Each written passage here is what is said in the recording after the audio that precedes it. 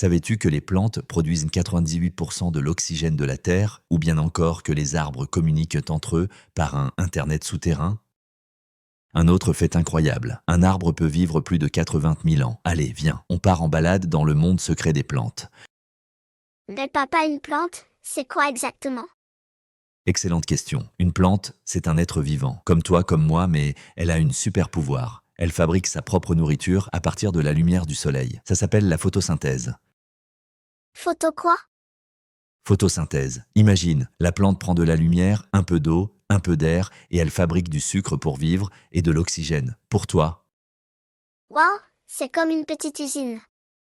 Exactement. Une usine verte avec des feuilles comme panneaux solaires, et elle ne fait jamais de pause. Mais alors, c'est quoi la différence entre une herbe et un arbre? Bonne question. L'herbe, c'est une plante toute fine, toute souple. Elle pousse vite, mais ne devient jamais grande. Pas de bois, pas de tronc solide. Et l'arbre, lui, il fabrique du bois. Il met une sorte d'armure dans sa tige, on appelle ça de la lignine, et il peut grandir pendant des années, parfois des siècles. Donc un arbre, c'est comme un super-héros musclé et l'herbe, c'est un ninja rapide? J'aime bien cette image. Oui, exactement. Et pourquoi les feuilles sont vertes, d'ailleurs? Parce qu'elles contiennent une substance magique qu'on appelle la chlorophylle. Elle absorbe la lumière du soleil, mais pas toute. Elle garde la lumière rouge et bleue pour fabriquer de l'énergie. Et elle rejette la couleur verte, alors nos yeux la voient verte. Donc en fait, elles ne sont pas vraiment vertes? Pas tout à fait. Elle semble verte, mais c'est juste la lumière qu'elle n'utilise pas. Comme si elle disait « Tiens, prends le vert, moi j'ai besoin du reste ». Mais alors, pourquoi les feuilles deviennent oranges en automne?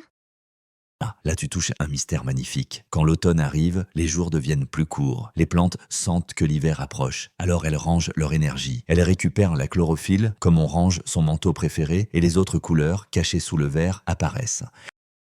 Donc le orange, le rouge, c'était déjà là?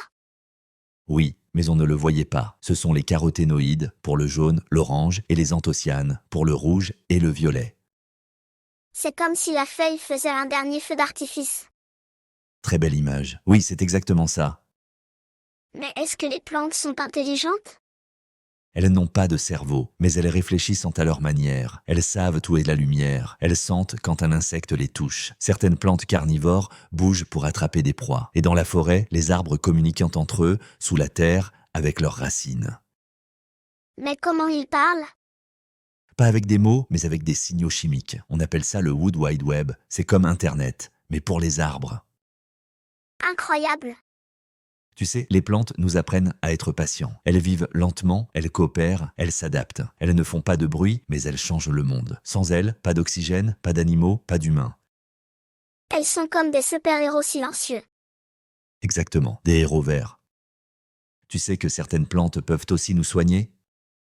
Comme des médicaments. Exactement. Depuis des milliers d'années, les humains utilisent des plantes pour guérir ou soulager la douleur. Par exemple, la camomille aide à dormir, la menthe soulage le ventre et l'écorce de saule, elle, a donné naissance à l'aspirine. Donc les plantes, c'est un peu comme des docteurs naturels? Oui, et beaucoup de médicaments modernes viennent des plantes. C'est pour ça qu'on doit les protéger. Elles ont encore plein de secrets à nous offrir. Et puis il y a les plantes un peu bizarres, celles qui mangent des insectes. Des plantes qui mangent?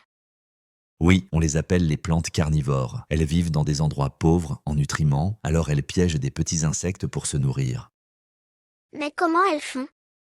Certaines, comme la dionée, referment leurs feuilles comme une mâchoire. D'autres ont des pièges glissants ou collants. C'est comme des pièges à insectes, mais faits par la nature.